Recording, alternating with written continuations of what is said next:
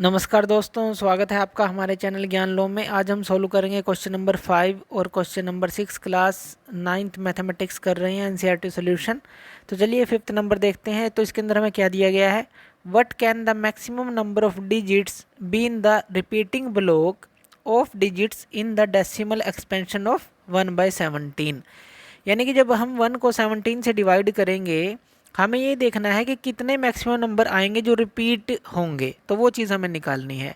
Perform the division to check your answer, और हमें division करनी है अपने आंसर को चेक करने के लिए। तो चलिए 1 को है डिवाइड करते हैं हम 17 से डिवाइड करते हैं। तो हमें पता है 1 जो है 17 पर जाएगा नहीं, तो इसलिए यहाँ पॉइंट लगा देते हैं। इसके लेफ्ट में 0 वैसे लगा देते हैं इस पॉइंट को दिखाने के लिए। उसके बाद यहाँ पर भी एक 0 आ जाएगी जब आपने पॉइंट लगाया, लेकिन 10 भी जो है वो 17 से डिवाइड नहीं होगा, तो यहाँ पर एक और 0 आ जाएगी और यहाँ पर इसके आगे एक और 0 ले लेंगे। अब 17 को 5 से जब हम मल्टीप्लाई करेंगे तो यहाँ पर क्या आ जाएगा, 85 आ जाएगा। तो 100 में से 85 को माइनस करेंगे तो ये आ जाएगा हमारे पास 15। अब 15 फिर जो है 17 से छोटा है, तो यहाँ पर एक 0 हम और लेंगे, और यहाँ पर अब इसको फिर से 17 से मल्टीप्लाई करेंगे तो 17 8 अगर हम करेंगे तो ये आ जाएगा 136। अब 136 को 150 से माइनस करेंगे तो ये आ जाएगा हमारे पास 4, ये और 14 आ जाएगा यहाँ पर 14। ये 10 में से 6 गया 4, और यहाँ से 4 में से 3 गया 1 आ जाएगा, तो 14 आ गया। तो अब ये 14 भी 17 से छोटा है, तो यहाँ पर एक और 0 हम ले लेंगे, 140 आ गया। अब फिर से हम जो है इसको 8 से मल्टीप्लाई करेंगे क्योंकि यहाँ पर 136 आएगा, फिर से माइनस करेंगे। अब यहाँ पर क्या आ जाएगा, हमारा 4 आ जाएगा। 140 में से 36 को घटाएंगे और एक 0 हम यहाँ ले लेंगे। अब फिर से 17 से हम इसको मल्टीप्लाई करेंगे तो यहाँ पर ये 40 है, तो यहाँ पर 2 पर जाएगा क्योंकि 17 2 क्या होता है हमारा 34 होता है। तो यहाँ पर माइनस करेंगे तो 40 में से जब 34 को घटाएंगे तो यहाँ पर 6 आ जाएगा, 6 आ जाएगा, और यहाँ पर फिर से 0 लेंगे। अब यहाँ पर आ गया 60।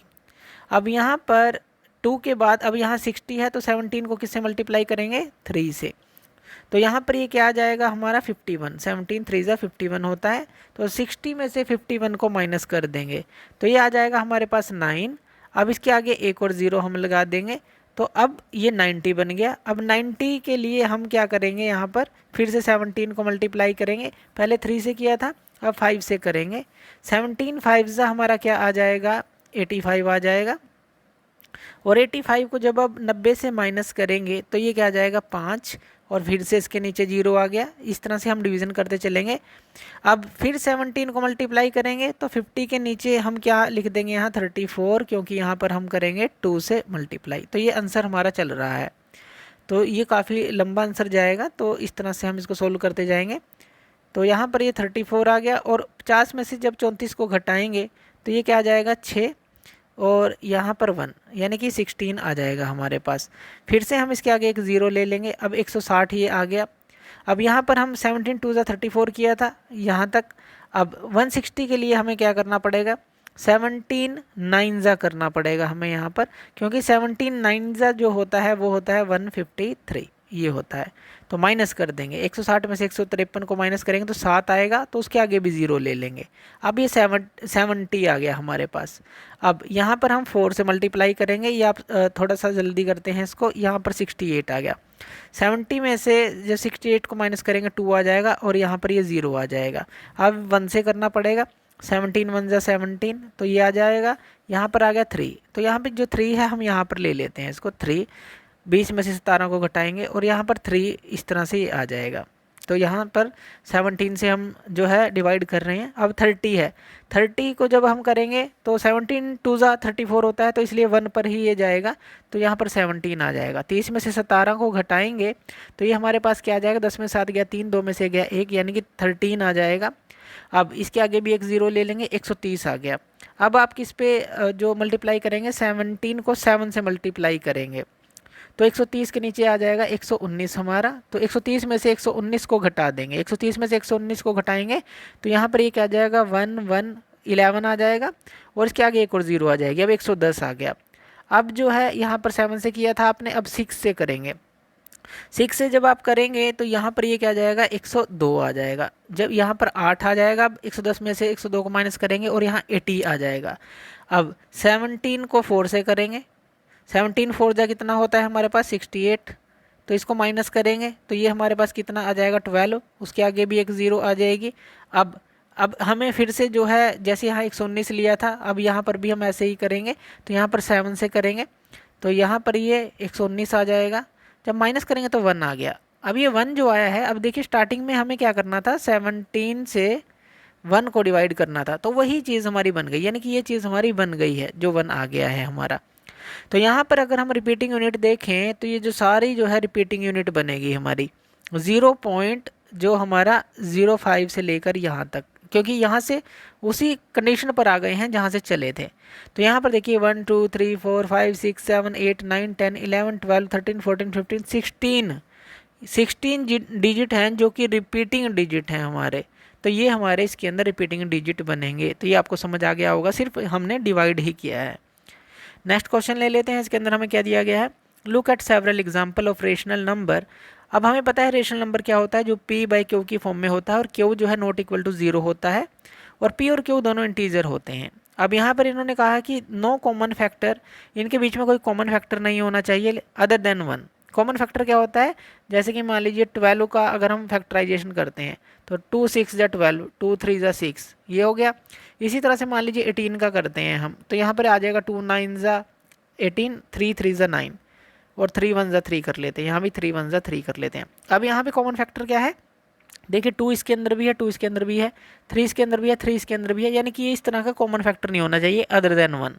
जैसे 1 तो है और उसके अलावा कोई नहीं होना चाहिए। And having terminating decimal representation, और उनका जब हम डिवाइड करें p को q से तो वो टर्मिनेटिंग भी हो, यानी कि पूरा का पूरा डिवाइड होना चाहिए, चाहे पॉइंट के बाद कितने भी, दशमलव के बाद कितने भी डिजिट आए। Can you gas what property q must satisfy, तो q के पास ऐसी कौन सी प्रॉपर्टी होनी चाहिए। तो चलिए इस क्वेश्चन को सोल्व करते हैं।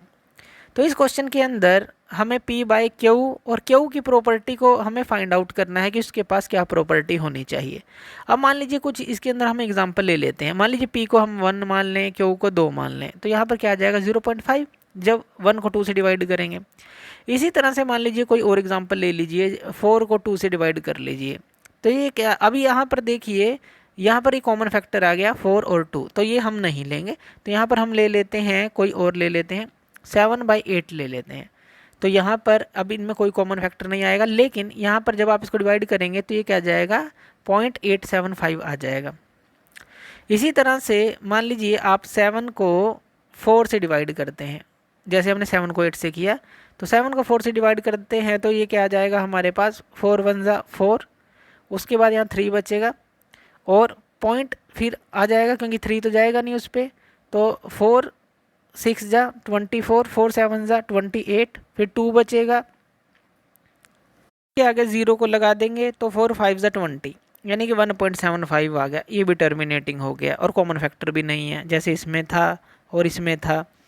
तो अब इसी तरह से और कोई एग्जांपल ले लेते हैं। मान लीजिए 4/5 करते हैं, इनमें भी कोई कॉमन फैक्टर नहीं होगा, यानी कि एक हमने इस तरह का नंबर ले लिया, एक इस तरह का ओड टाइप का, एक इवन टाइप का ले लिया। तो अब यहाँ पर देखिए जब आप इसको डिवाइड करेंगे तो ये क्या आ जाएगा 0.8 आ जाएगा। अब यहाँ पर हमने क्या देखा, जैसे 2 से डिवाइड किया हमने तो यहाँ पर 2 है, 2 की पावर अगर 1 देखें जो डिनोमिनेटर है, सिर्फ क्यू की बात कर रहे हैं। यहाँ पर 8 से डिवाइड किया तो 2 की पावर कितनी है, 2 2 जा 4 2 जा 8, यानी कि 2 की पावर 3 है। अब यहाँ पर हमने डिवाइड किया यानी कि 2 की पावर 2 है, यहाँ पर डिवाइड किया यानी कि 5 की पावर 1 है। तो यहाँ से हमें क्या पता चलता है कि इस तरह का अगर क्यू की पास प्रॉपर्टी है, यानी कि जिसके अंदर 2 की पावर है या फिर जो 5 की पावर, तो जो टर्मिनेटिंग जो डेसिमल हैं हमें मिलते हैं जब क्यू को हम रखते हैं इनमें से कुछ भी, या तो 2 की पावर हो या 5 की पावर हो या फिर दोनों की कोई भी पावर ले लें हम। तो इसलिए क्यू जो है आप इस तरह से इसको बता सकते हैं कि 2 और 5 की पावर अगर आप रखते हैं तो ये टर्मिनेटिंग होगा, या फिर बोथ जो है आप लेते हैं तो वो टर्मिनेटिंग होगा ही होगा। तो क्यू के पास ये प्रॉपर्टी हम रखेंगे। तो इस तरह से ये दोनों क्वेश्चन जो है हम सोल्व करेंगे। तो थैंक यू वीडियो देखने के लिए, और इसी तरह की वीडियोज़ के लिए आप हमारे चैनल ज्ञान लो पे हमें सब्सक्राइब कर सकते हैं। धन्यवाद।